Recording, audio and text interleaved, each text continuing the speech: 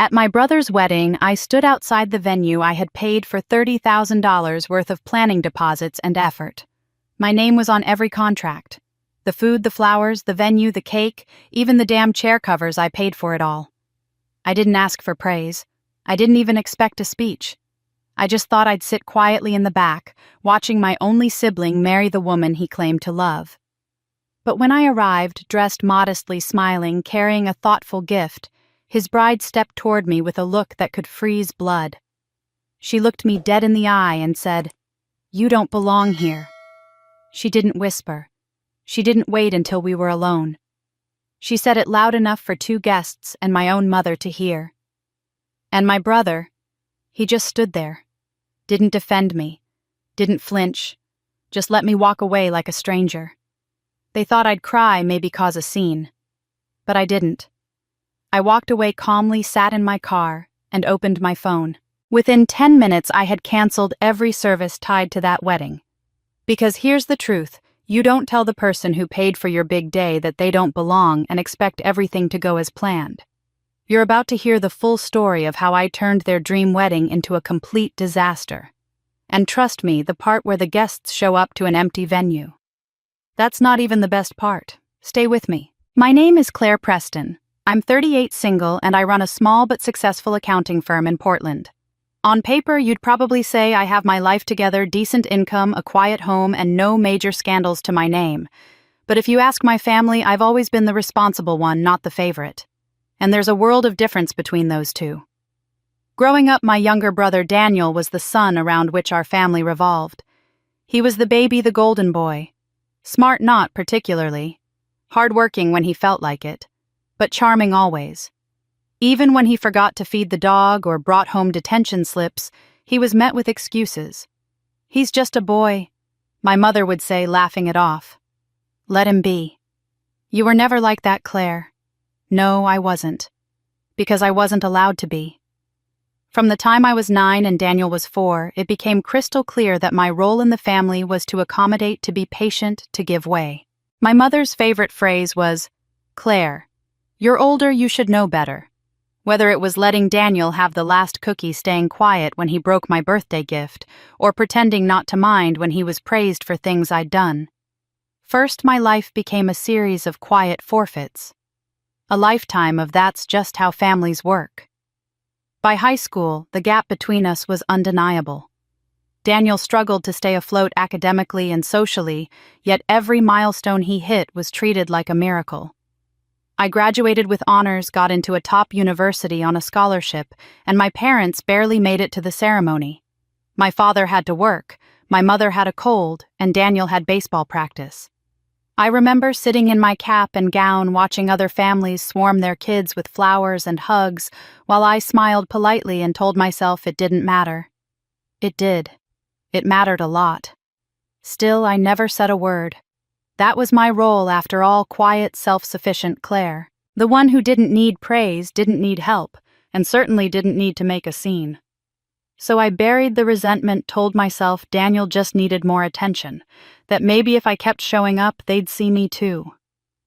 After college, I built my own life brick by brick. I didn't ask my parents for a dime. I worked 2 jobs, lived in a 1-bedroom apartment, and eventually opened my own firm. When Daniel dropped out of college to find himself, my parents didn't blink. When he crashed his car and needed a loan, they sent him $5,000 without hesitation. I didn't ask them why I never got that kind of help. I already knew the answer. You're the one we don't have to worry about. It wasn't until my late 20s that I realized just how deep that pattern had carved itself into me. Even in my relationships, I played the caretaker. I dated a man for 4 years who routinely made me feel like an afterthought, and when it ended, he said, "You're great, Claire, just not exciting." And that cut deeper than he probably meant it to. Because for most of my life, I'd been taught that being stable, generous, and reliable wasn't something to be celebrated. It was something expected. And it didn't make me lovable. It made me forgettable. That breakup hurt more than I let on. What stung most was the feeling that I had lost again without even playing the game. I gave, I sacrificed. I showed up and still ended up alone. I remember sitting on the floor of my kitchen that night with a bottle of wine, wondering when exactly I'd become invisible to the people who were supposed to see me first. But still, I kept the peace. I called my mother every week, remembered birthdays, showed up to family events with thoughtful gifts. I asked about Daniel's job interviews, cheered him on when he landed a sales role at a car dealership, and even helped him rework his resume when he got laid off. I told myself this was just what big sisters did. When he met Madison, his fiancée, I tried to make a good impression. She was younger, polished, always on her phone. She worked in some kind of event coordination, though she never explained exactly what. The first time we met, she gave me a once-over look that I brushed off as nerves. But even then, something in her demeanor reminded me of people who saw me as useful but not worthy. Still, when they got engaged, I didn't hesitate. My first instinct wasn't jealousy or hesitation, it was, how can I help? Because despite everything, I wanted to be part of it. I wanted to matter. I offered to help with the planning. Not as a controlling older sister, but as someone who'd done this kind of thing before and genuinely wanted the day to go smoothly. When they hesitated over finances, venue costs, catering, photography, I said, "Let me handle it. Consider it my wedding gift." They were stunned. Daniel hugged me. Madison cried. My mother said, "Claire, that's so generous of you." For the first time in years, I felt like maybe I had stepped into the circle I'd always been orbiting from the outside. But I should have remembered, in my family, generosity was never reciprocated, it was expected. And love wasn't shown through effort. It was handed out to the ones who demanded it loudest. I didn't know it then, but everything I thought I had been building, every bridge, every olive branch, every quiet sacrifice was about to be set on fire. And it would all begin with 8 simple words spoken at the wedding. "You don't belong here." And this time, I wasn't going to walk away quietly. It was about 6 months after that quiet, pivotal moment, standing alone in my kitchen after the breakup, that Daniel called to tell me he was engaged. I remember I was watching the rain drip down the kitchen window, a cup of coffee cooling in my hand, when the screen lit up with his name. He didn't call often, usually just quick texts or short replies in the family group chat. So I answered immediately, expecting something casual. Instead, I was greeted with pure excitement. "She said yes," he shouted into the phone. I blinked. "Who, Madison?" He laughed. "We're engaged." There was a pause, brief but telling. Maybe he was waiting for me to scream, to cry with joy, to ask for details. But my instinctive reaction was to say something that felt both sincere and oddly practiced. "I'm happy for you, Daniel." And I was. Or at least I wanted to be. I met Madison for the first time 2 weeks later when they invited me out to dinner. She chose the place modern, upscale, trendy. The kind of place where wine came in glasses the size of fish bowls and appetizers looked like art installations. She was polite, perfectly poised, and at first glance seemed gracious. But there was a stiffness to her smile, a coolness in her tone whenever she turned to me. She called me Claire with the same energy you'd use addressing a front desk clerk. Still, I made the effort. I asked about how they met, how he proposed, how wedding planning was going. Madison gave brief, efficient answers, barely disguising her annoyance when Daniel interrupted with some joke or memory. She laughed, but not with her eyes. I'd seen women like her before, polished, composed, and quietly calculating. After dinner, I offered to cover the bill. She didn't protest, didn't even thank me, just nodded like it was expected. Later that night, Daniel called me privately and admitted they were kind of freaking out about the wedding budget. They'd looked at venues, catering packages, and photographers, but everything was outrageously expensive. "She wants it to be perfect," he said almost apologetically. "But I just got this job and her contract work isn't stable. We're thinking maybe we'll scale it back, or push it a year."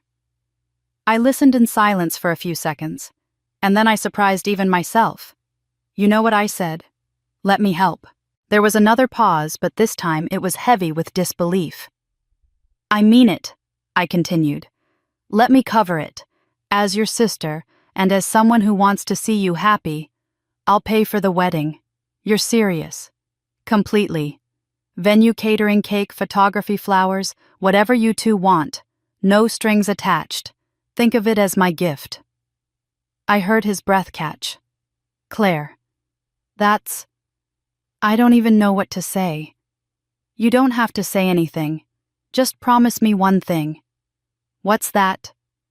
Make it a day worth remembering. That's all I want. I don't need speeches. I don't even need a spotlight. I just want to be there watching you step into the next chapter of your life. He was quiet for a moment. Then he whispered, I love you, sis. It was one of the few times I ever heard him say that without being prompted. Over the next few weeks, the logistics began. I asked Madison for her Pinterest board, her preferred color scheme, the kind of venue she wanted. She responded somewhat mechanically with links and photos, usually passed through Daniel. The few times I reached out to her directly, she was polite but curt. I chalked it up to wedding stress. I signed the contracts, paid the deposits, and made sure all vendors had my name, my number, and my email as the primary point of contact. My lawyer helped me draft a simple clause in each contract: no transfers, no changes, no third-party interference without my written approval. Not because I expected betrayal, but because after a lifetime of being the background character, I'd learned to prepare for the unexpected. One afternoon, as we finalized the venue reservation, a beautiful estate just outside the city with lush gardens and a glass-ceiling reception hall, Daniel came by to thank me. He brought flowers, which was rare, and gave me a quiet, grateful hug. I don't know how we'll ever repay you, he said.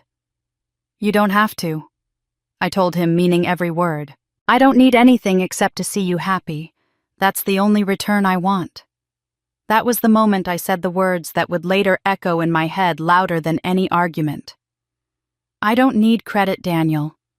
I just want to see you walk down that aisle and start your life. I'm not here to be noticed. I'm just here to help. And I meant it. Every word.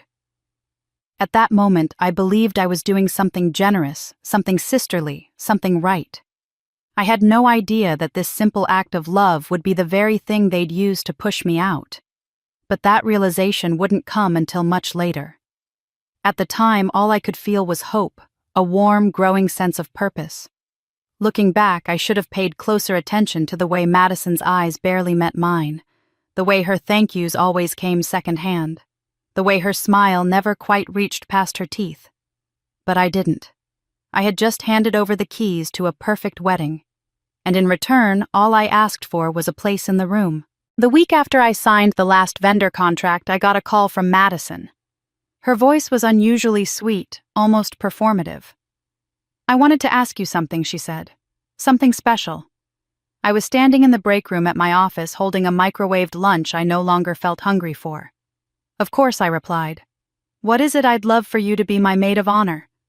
I paused, surprised. Up until that point, Madison hadn't shown much interest in including me. Most of our interactions were filtered through Daniel or through short-clipped emails about logistics. But now, suddenly, she wanted me standing beside her on the most photographed day of her life. That's really kind of you, I said slowly. She laughed lightly. Well, you've done so much already. It just makes sense. Something about the way she said it felt transactional, like a thank you card handed out of obligation. But I pushed that feeling down and said yes. Over the next few weeks, I threw myself into the role. If I was going to be included, I'd show up fully. I took notes from wedding blogs, built out spreadsheets for the rehearsal schedule, helped research hairstylists and florists. When she wavered on colors, I mocked up mood boards in shades of lilac and sage tones she'd once said were elegant. I even offered to book a professional makeup trial for her and the bridesmaids, paying for it myself when the quote came back higher than expected. She barely responded to any of it. Sometimes I'd send an idea, an elegant centerpiece, a new vendor option, a sweet speech outline, and all I'd get back was a thumbs up or a flat, thanks. Other times I'd find out she had already made decisions behind my back. I spent 2 hours organizing potential poses for a bridal photo shoot, only to discover she had booked someone else with a completely different vision. When I brought it up to her, trying to keep my tone light, she said, "Oh, I didn't want to bother you with all the little details." I smiled and said I understood. But I didn't. Daniel wasn't much help either. I started to notice how often he avoided my calls or answered texts hours later with half-hearted excuses. "Sorry things are crazy," he wrote one afternoon. "We'll loop you in soon," he said another time. Once, when I dropped by their apartment unannounced to drop off fabric samples, Daniel opened the door, saw me, and hesitated. Just for a moment. But it was enough. Inside, Madison was laughing on a video call with someone. The mood was light airy. My presence shifted the energy. She muted the call, stood, and smiled too wide. "Claire, you should have told us you were coming. I didn't think I had to." They exchanged a quick glance, then offered me some water. I stayed for 10 awkward minutes, pretending not to notice the tension. Later that night, I sat on the edge of my bed, scrolling through the bridesmaids group chat Madison had added me to. Most of the planning and decisions seemed to be happening there without my input. I saw a photo of new bridesmaids' dresses in a completely different color than what we'd agreed on. No one had said a word to me. I texted Daniel privately. "Hey, just checking, are we still going with lilac?" The group chat says blush now. He didn't reply until the next day. Yeah. Madison changed her mind. Sorry it all happened quickly. Something was shifting and I could feel it. Not in a dramatic lightning strike kind of way. It was slower, colder, like a door quietly closing behind me while I was still standing inside the room. I decided to be direct. I called them both on a Sunday morning and asked if we could talk. We met at a coffee shop downtown. Madison was dressed immaculately as always, with a sharp white blazer and lipstick that matched her manicured nails. Daniel looked tired, fidgeting with the lid of his coffee cup. I took a breath. "I just wanted to ask, is everything okay?" Daniel glanced at Madison. She didn't look at him. Her eyes stayed on her drink. I feel like I'm stepping on toes lately." I continued, choosing my words carefully. "You two have been distant, and some decisions are happening without me." Madison looked up, her smile polite but empty. "Claire, we appreciate everything you've done. Truly. But wedding planning is stressful and sometimes things move fast. You don't need to take it personally." "I'm not upset," I said gently. "Just confused. I thought we were a team on this." Daniel finally spoke. "It's nothing, Claire. Honestly, you've done more than enough. Don't stress about it." That should have reassured me. But it didn't. I sat back in my chair, holding my coffee with both hands like it might anchor me. I nodded, smiled, and said I understood. But as I drove home that afternoon, my chest felt heavy. Something wasn't right. I couldn't put my finger on it, but the pieces weren't adding up. Still, I told myself I was probably overthinking. Maybe I was just tired.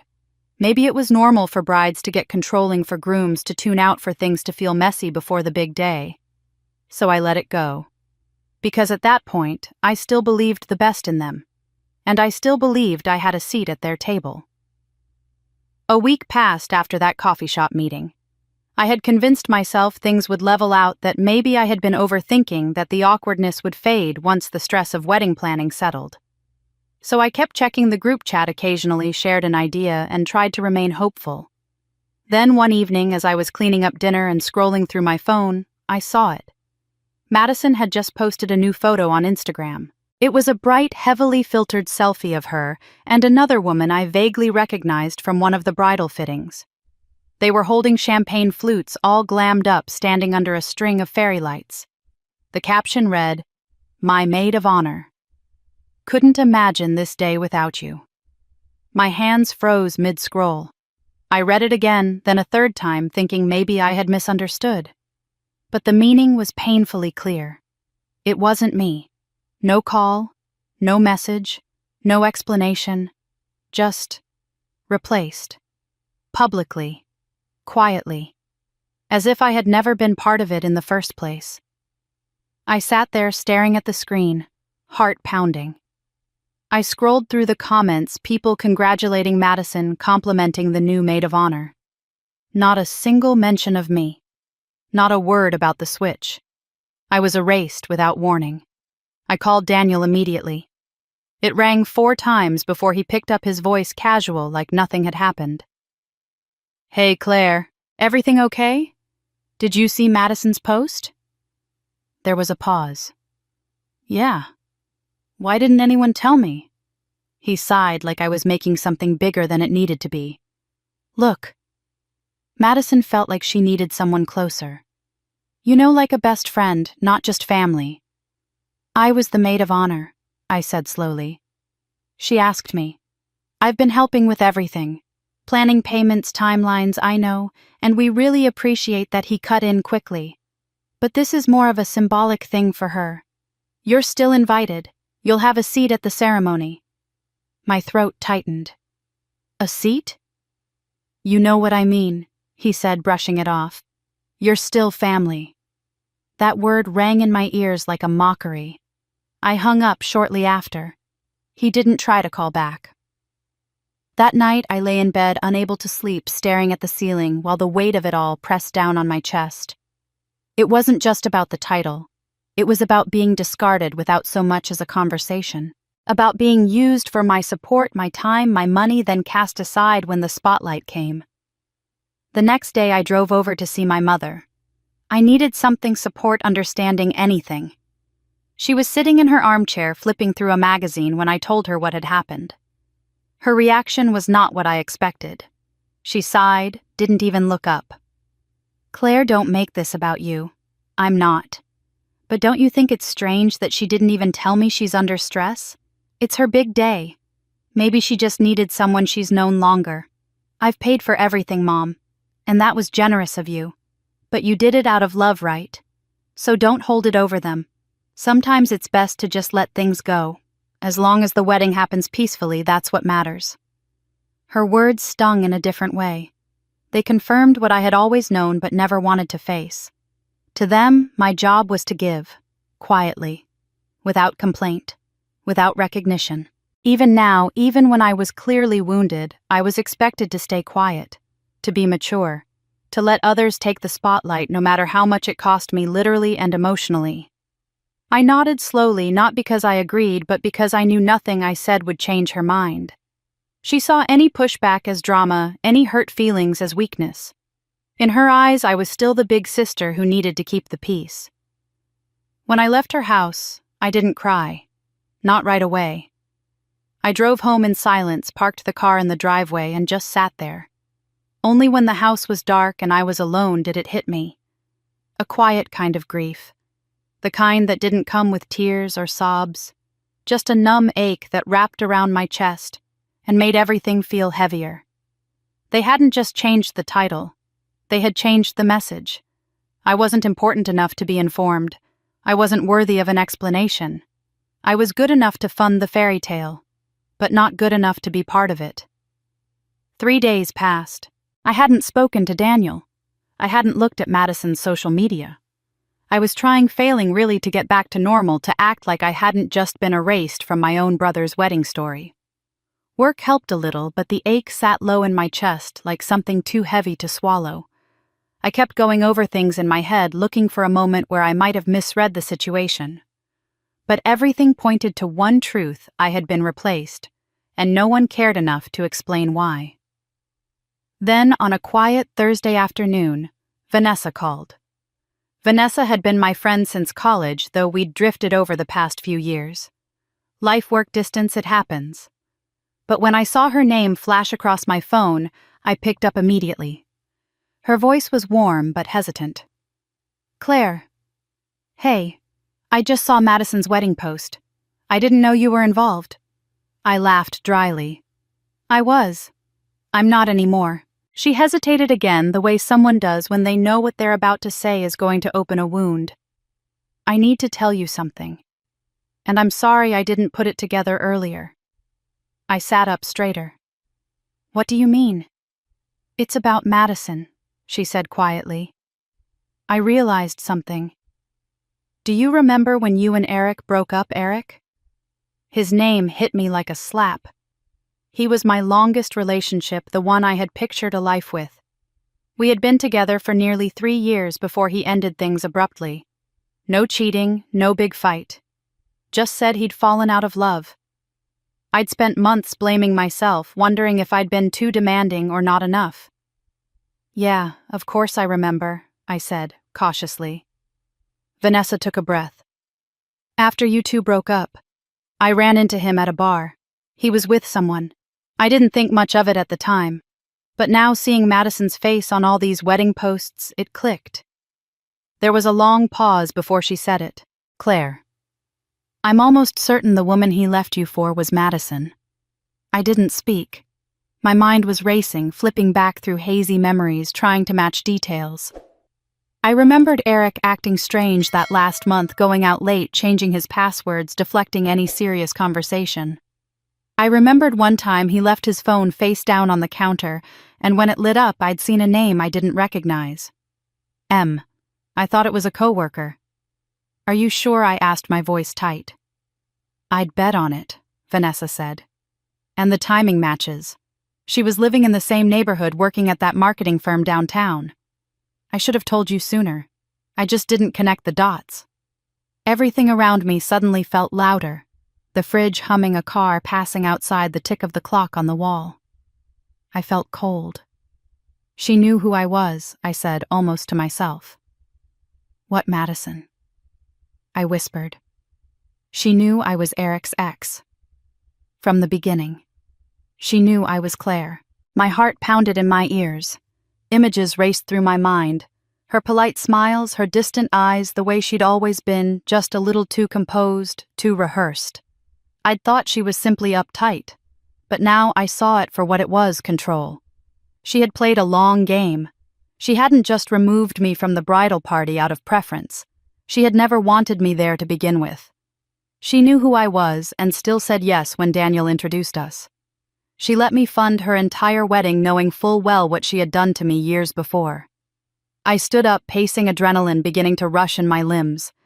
There were no more excuses, no more brushing things aside.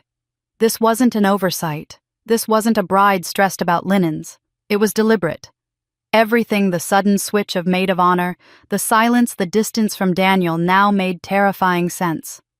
She was never going to let me be part of that day. She had smiled through it all, played nice, just long enough to get what she wanted from me, and I'd given it willingly, believing we were building something honest. I clenched my jaw, shaking as I held the phone tighter. Vanessa was still on the line. "Claire, I'm so sorry." "Don't be," I said quietly. "You just helped me see things clearly." And I meant it, because now, for the first time since this mess began, I wasn't confused. I wasn't hurt. I wasn't questioning myself. I was angry. And anger, when you've spent your whole life being quiet, obedient, and overlooked, is dangerous. Because once you've been betrayed, truly betrayed, you stop asking questions. You start making decisions. Claire didn't sleep much that night. After Vanessa's revelation, she had spent hours replaying old memories with new clarity. Madison's tight-lipped smiles, her constant sidesteps, the way she always seemed to know how far to stand to avoid any real connection. Claire realized she had misread everything. Madison hadn't merely excluded her. She had planned this. Patiently. Calculatedly. She knew exactly what she was doing.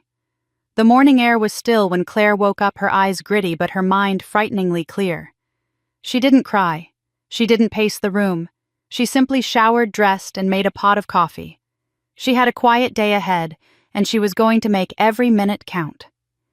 The message came through just after 8:00 a.m. It was from Madison's number, though clearly composed in that sterile tone that masked cruelty with politeness. The kind that dressed exclusion in silk and made betrayal feel like formality. "Hi, Claire. I hope you're well. After some discussion, Daniel and I have decided to keep the wedding small and intimate. We've decided not to include extended family or anyone outside the bridal party. We appreciate everything you've done truly and hope you understand. Best, Madison." Claire read it once, then again. No call, no conversation, just a text. After all the planning, the payments, the hours spent reviewing floral arrangements and tasting cake samples, not even the decency of a phone call. And Daniel? Nothing. She waited 15 minutes before texting him directly. "Is this true?" No reply. Another hour passed. Claire stared at the last message she had sent him days ago and saw it still marked red. He had seen it. He had chosen silence. Her phone buzzed again. Another message from Madison. Just to clarify, it's nothing personal. We just want to keep things simple and drama-free. We hope you can respect our decision and not bring unnecessary stress to the day. Claire's thumb hovered over the screen. She didn't write a paragraph. She didn't ask questions. She replied with 5 words. Then I'll play my part. She set the phone down, took another sip of her coffee, then reached across the kitchen counter and pulled out the neatly organized wedding folder she had built over the last few months. Every contract, every invoice, every deposit, every receipt, each one printed in her name. Not Daniel, not Madison. Claire. She opened her laptop, pulled up the email threads, highlighted the vendor list. Venue, caterer, florist, photographer, DJ, rentals, bakery, coordinator. She picked up the phone and called the venue first. A woman named Heather answered cheerfully. Good morning, Willow Heights Event Center, this is Heather. How can I help? Yes, Claire said calmly. This is Claire Whitmore. I'm calling regarding the Mitchell wedding on the 17th. I'd like to cancel the reservation. I understand the deposit is non-refundable. There was a pause. Heather's tone shifted slightly. Oh, I see. May I ask the reason? Change of plans, Claire replied. And as the sole contract holder, I'd like all correspondence to go through me. No one else is authorized to make updates. Understood. I'll send you a confirmation email within the hour. Claire thanked her and hung up. She exhaled slowly, then moved on to the caterer, then the florist, then the tent rental company. The DJ was confused but obliging. The photographer sounded surprised but professional. The bakery was polite though slightly annoyed. Each call chipped away at what Madison and Daniel had spent months curating, but what Claire had truly built. Because they had crafted a fantasy, yes, but it was Claire who had funded it, signed it, secured it.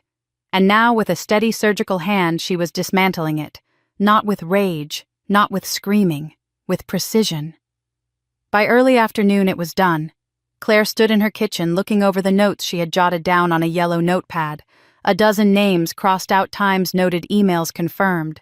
She hadn't cried. She hadn't cursed. She had simply removed herself. And in doing so, she had removed everything else. They wanted her out of the picture. So be it.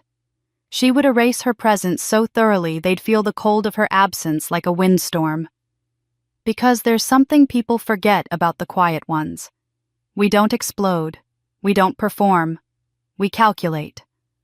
And when the time comes, we make sure silence hits louder than any scream. The day before the wedding, Claire's phone was quiet. Too quiet. She had half expected a text from Daniel. Maybe a passive-aggressive message from Madison. But there was nothing. Just silence. Claire wasn't surprised. That silence wasn't peace. It was ignorance.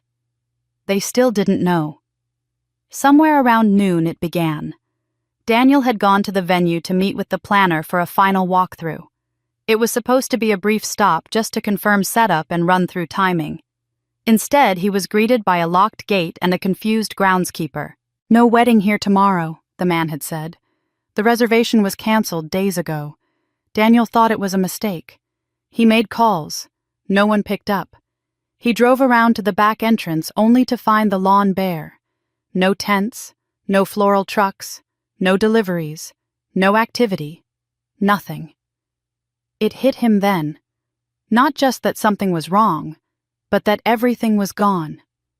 He called Madison. She screamed before she even said hello. Claire didn't know exactly what was said, but she imagined Madison's voice rising into that familiar shrill pitch she had always masked with fake sweetness. Madison tried calling the caterer. The number rang, then forwarded to voicemail. She called the florist. Cancelled. The photographer. Gone. Madison's mother tried reaching the rental company. The voicemail informed her the reservation had been nullified per contract terms. Then finally Claire's phone rang. It wasn't Madison. It wasn't Daniel. It was their mother. Claire stared at the screen as it vibrated. She let it ring once, twice. Then she answered. Her mother's voice came through sharp and panicked. Claire, what did you do? Claire didn't answer right away. She took a breath, standing by the window of her apartment, watching the cars pass outside. What did you do? Her mother repeated louder this time.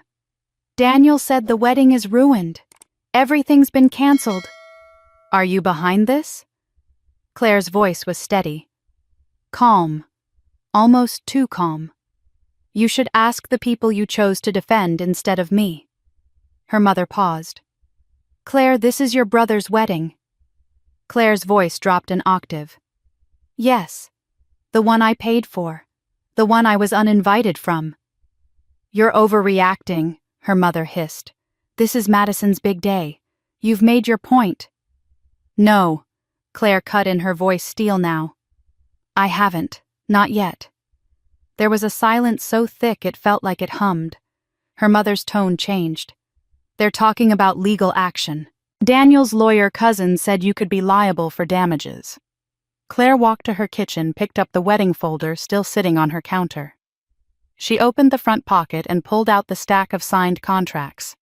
She had scanned them, already compiled into a neat PDF, labeled and time-stamped. I just sent you an email, Claire said. Open it. Her mother fumbled on the other end. A pause. Then a quiet, tight voice. These are all in your name. Every last one, Claire replied. Venue, catering, rentals, flowers, music, photography, all of it. You never transferred anything to them. No. Why would I? They never asked. And after all, I was still supposed to be involved, wasn't I? Her mother was quiet again. Claire could hear voices in the background, Madison sobbing. Daniel shouting into his phone. They tried to cut me out of my own investment, Claire said. So I withdrew it. Her mother sounded smaller than Claire had ever heard her. They have nothing now. Guests are flying in tomorrow. People are expecting. They should have thought of that before they sent me that message. Her mother tried one last time. Claire, this will follow you. People will talk. Let them. Claire hung up. She didn't slam the phone. She didn't cry. She set it down gently, walked back to the window, and stood quietly watching the shadows shift across the street. Tomorrow was supposed to be their perfect day. Now it would be the day they learned you don't cut out the person holding all the strings. Not unless you're prepared to watch everything fall. City Hall on a Friday afternoon wasn't meant to feel tragic. But there was something undeniably hollow in the air that day. The lobby smelled of floor polish and faded flowers. A small group of guests shuffled in with muted voices and confused glances, trying to understand why the grand wedding had been reduced to a cramped government room with folding chairs and a judge in a dated black robe. Claire arrived early. She didn't wear black. This wasn't a funeral, even if it felt like one.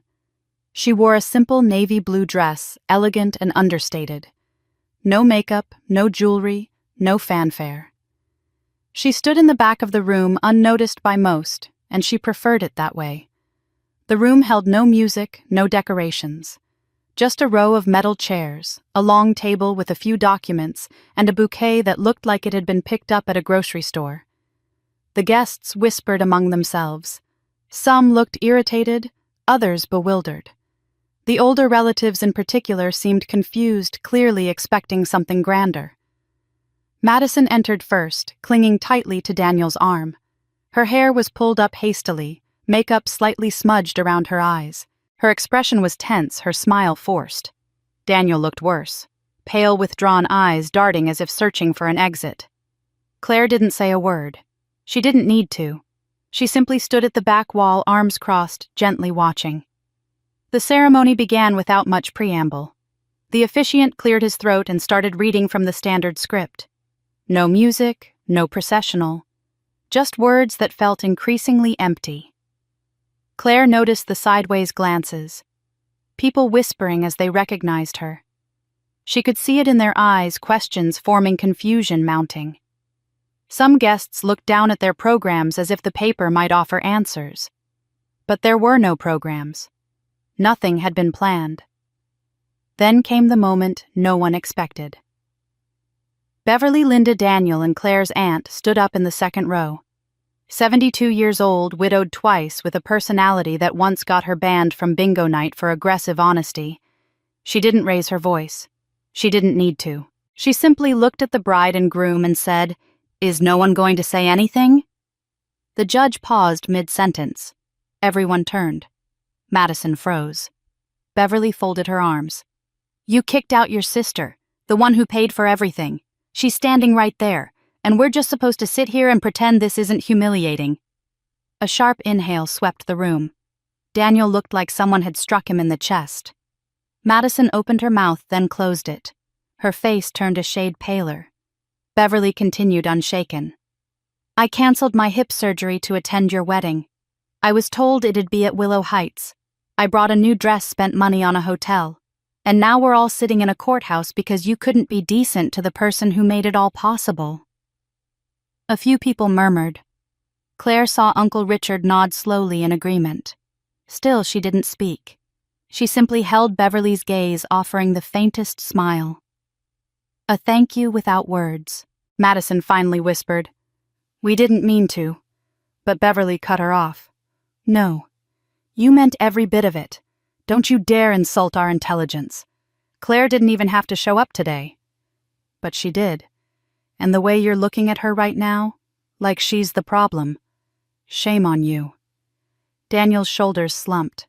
His hands trembled as he stared down at his shoes. The judge awkwardly cleared his throat again. "Shall we proceed?" No one responded. Claire could have spoken then, could have twisted the knife. But she didn't. She didn't need to.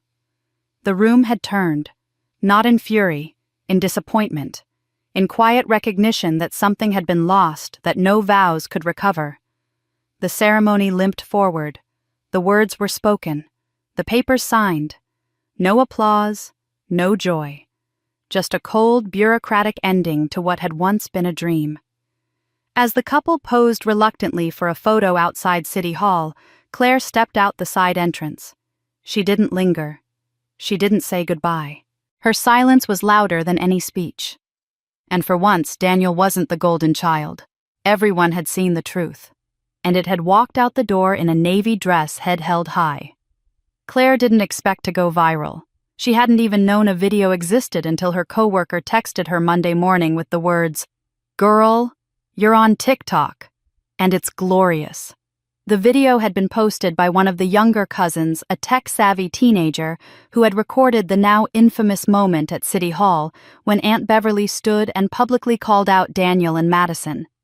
The footage was shaky, taken from a phone clutched too tight in nervous hands, but the audio was crisp. Beverly's voice rang clear. "You kicked out your sister, the one who paid for everything. She's standing right there. And we're just supposed to sit here and pretend this isn't humiliating." By the end of the clip, you could see Daniel's pale face, Madison's frozen smile, and Claire standing silently in the back, eyes steady expression, unreadable. The video took off overnight. At first, a few hundred views, then thousands. By the end of the day, it had surpassed 250,000. By midweek, it had over 2 million views and was being reposted across platforms with hashtags like #weddingfail, #sponsorsister, and #City Hall drama. And the comments, brutal, unrelenting, and entirely on Claire's side. Imagine not inviting the person who paid for your wedding. I'd cancel it too. She paid for everything and got kicked out. Nah, I'd burn it to the ground. Justice for Claire. The bride looks like she's about to cry because karma showed up in heels. Even major creators began stitching the video, reacting with outrage, support, and disbelief. A family therapist did a breakdown on the dynamics. A lawyer explained how Claire had every legal right to cancel. A popular financial influencer praised Claire's restraint, calling it the quietest, coldest revenge and the most deserved.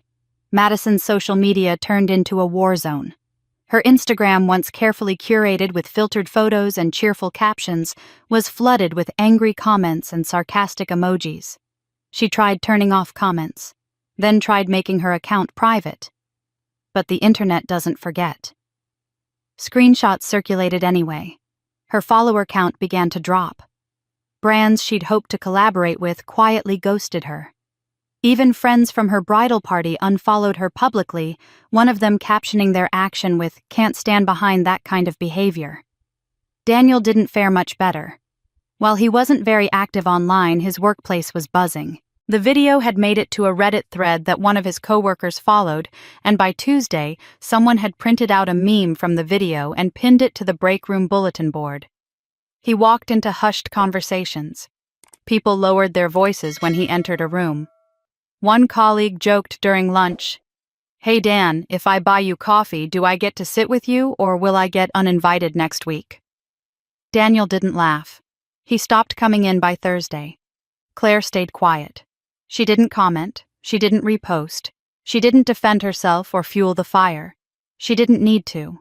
The world had already taken her side. What surprised her more was how her extended family responded. Some, of course, tried to stay neutral, those who hated conflict or clung to the idea of forgiveness at all costs. But more and more began reaching out to her directly.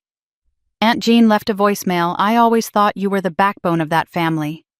I see it now clearer than ever." Uncle Richard sent an email. "If you ever throw your own party, I want an invitation. And I'm bringing my checkbook."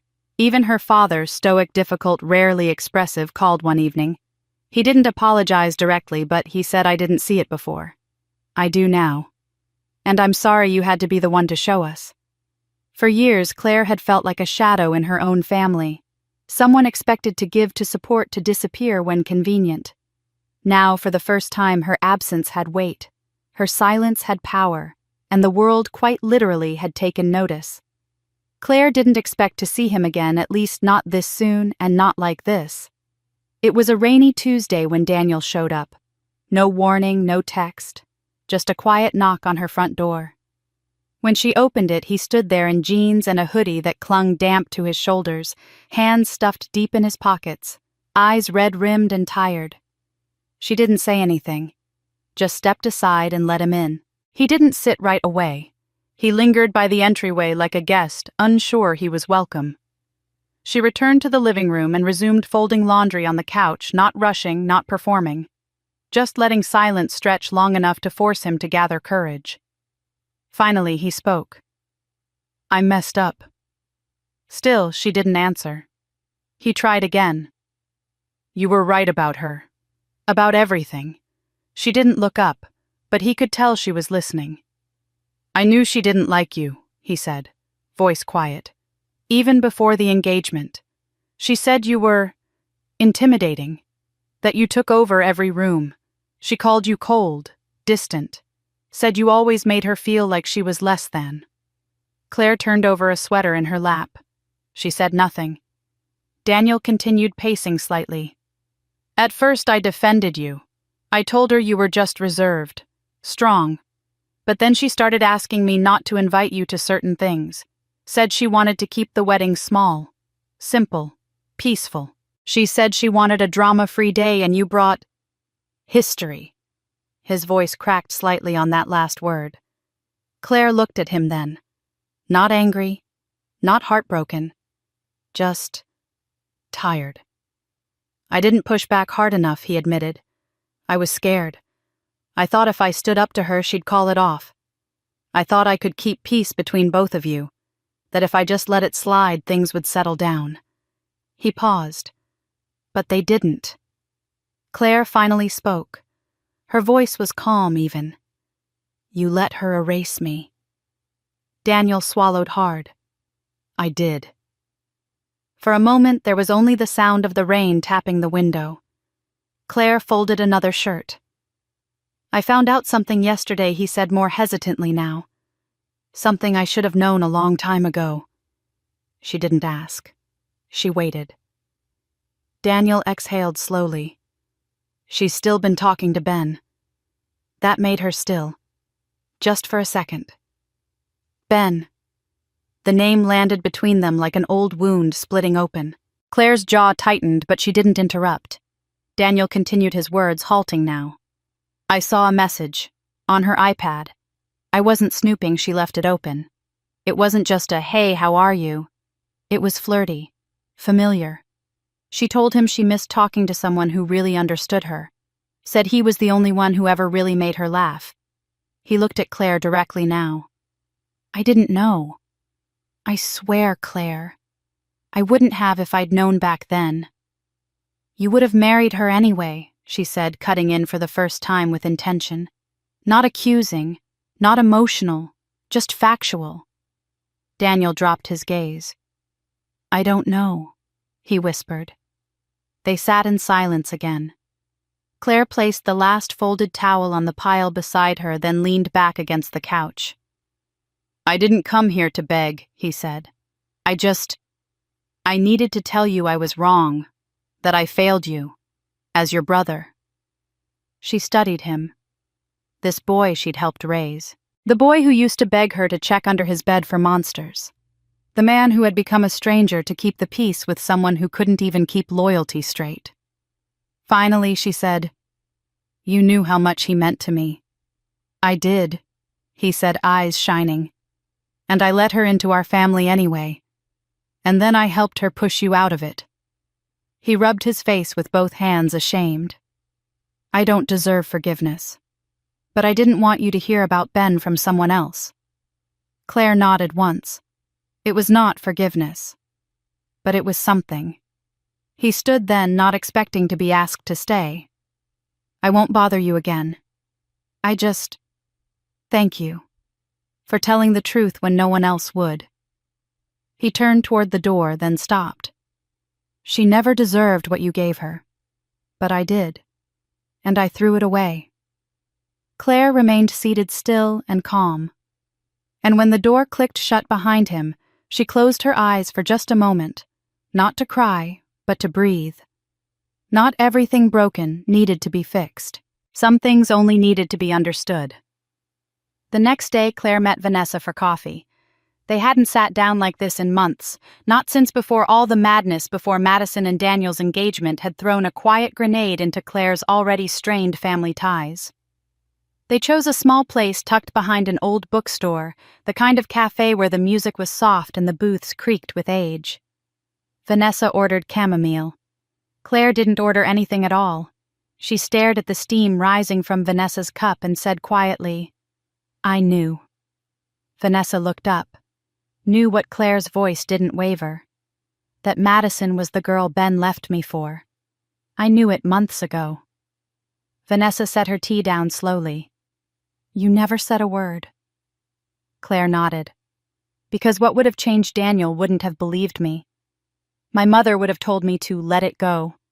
Madison would have played innocent. You've seen it before. How many times have I spoken up only to be told I was overreacting? Vanessa didn't respond. She knew it was true. Claire leaned back in her seat, looking older than usual, not in a tired way, but in a way that made it clear she'd been carrying things for too long. I didn't cancel the wedding because of what she did to me in the past. I canceled it because they didn't even ask why I walked away. They never wanted to hear it. They just assumed I'd take it. Like always. There was a long silence between them, heavy, but not uncomfortable. Claire continued softer now. I wasn't trying to ruin their lives. That's not what this was. I wasn't out to humiliate them. If anything, I was done pretending they didn't already humiliate me. Vanessa's eyes narrowed. So this wasn't revenge. Claire shook her head. Not in the way people think. I didn't cancel to get back at them. I canceled to stop enabling them. There's a difference. She folded her arms and exhaled deeply. I've spent my life giving people the benefit of the doubt, letting things go, making excuses for everyone but myself. I watched my own brother shrink away from me just to keep the peace with a woman who didn't even try to hide her contempt. And I let it happen. Vanessa leaned in, her voice low. But when you found out she was still talking to Ben, why not tell him? Then, Claire looked out the window. Because Daniel doesn't learn from warnings. He learns from impact. Vanessa blinked. "I've tried," Claire said. "All my life I've tried to protect him from our parents' favoritism, from his own blind spots. But he chose her. He chose silence. He chose comfort over truth. And comfort is always louder until it disappears." Her fingers tapped the edge of the table once, twice, then stilled. "I wasn't going to fight for a place I was never welcome in. I wasn't going to scream or beg or show up uninvited and cause a scene. I just stopped paying for the fantasy." Vanessa nodded slowly. "So what now?" Claire turned back to her expression calm. "Now he lives with his choices. Like I lived with mine. I'm not angry anymore. I'm not hurt. I'm just done." A quiet understanding settled between them. No fireworks, no catharsis, just truth. Claire added, almost as an afterthought, "It wasn't about the money, or the wedding, or even Madison. It was about finally stepping out of a role I never agreed to play." She looked Vanessa in the eye. "I didn't destroy their wedding. I just stopped holding it up." And with that, she stood, gathered her coat, and left before the tea went cold. A month later, Claire received a message from her mother. It was short, too polite to be sincere. "Let's have dinner this weekend, just the three of us. I think it's time." Claire didn't reply. Not right away. She stared at the screen for a moment, then set the phone down without a word. The last time she'd sat at a dinner table with her mother and Daniel, she had been asked to stay quiet, to keep the peace, to let them have their moment. That moment had passed. News of Daniel and Madison's separation had made its way through the family grapevine. The wedding disaster had been only the beginning. What followed, arguments, blame, old truths resurfacing, had torn apart the image they had so desperately tried to build. Apparently, Daniel had moved out. Madison had gone silent. No public posts, no couple photos, just absence. It was a quiet collapse. No screaming, no declarations. Just the slow erosion of something built on pretense and pride. Claire sat on the porch of Vanessa's house that evening, a glass of water in her hand, watching the sky shift to a burnt orange. Vanessa joined her, settling into the wooden chair with a quiet sigh. "They're not doing well," Vanessa said softly. "I know," Claire answered, not turning her head. "You're not angry?" "No," Claire said. "Not anymore." Vanessa looked at her carefully. "You still haven't seen your mom. She invited me to dinner." And Claire let out a small, almost amused exhale. "I'm not going." Vanessa raised an eyebrow. "You sure?" Claire nodded. "For the first time in my life, I don't feel like I have to earn my seat at that table. And I don't feel guilty for walking away from it either." There was something settled in her tone, not bitter, not triumphant, just steady. The kind of stillness that only comes after a storm so loud it leaves nothing but clarity behind. Vanessa reached out and gently touched Claire's hand. "I'm proud of you." Claire smiled a soft, private smile. "You know what I realized?" she said after a long pause. "I spent years trying to be accepted by people who had already made up their minds about who I was. I thought if I worked hard enough, gave enough, stayed quiet long enough, eventually I'd be enough. And now? Now I know I was never the problem," Claire said simply. They sat in silence after that, listening to the cicadas hum through the trees. The kind of silence that doesn't need filling. Later, as the sun dipped low and the evening air cooled, Claire said goodbye to Vanessa and took the long way home. She parked her car near the park at the edge of town, a quiet place with winding trails and wide oak trees. She walked slowly without destination, letting her thoughts settle with the rhythm of her steps. Children were playing in the distance, the echoes of their laughter rising and falling like waves. An elderly couple passed her on a bench, hands clasped tightly. The world, as it always did, moved on. Claire paused near a small clearing where the late summer sun filtered through the trees, casting long golden streaks across the path. She tilted her face up toward the light, letting it warm her skin. She closed her eyes. For years she had tried to belong, To be the daughter they praised, the sister they respected, the woman they understood. But now, standing alone in the golden hush of evening, she didn't need any of that. She belonged to herself. And for the first time in her life, that was enough. If this story moved you, made you think twice about family sacrifice and standing up for yourself, then don't forget to subscribe to our channel.